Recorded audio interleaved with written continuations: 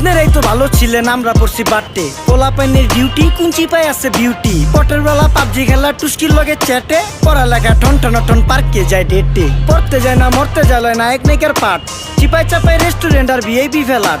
এই শহরে খেলাধুলার নাইকা কোনো মাঠ। বাচ্চা লেয়া মসজিদ গেলে বুইরারা দেয় ঘাট।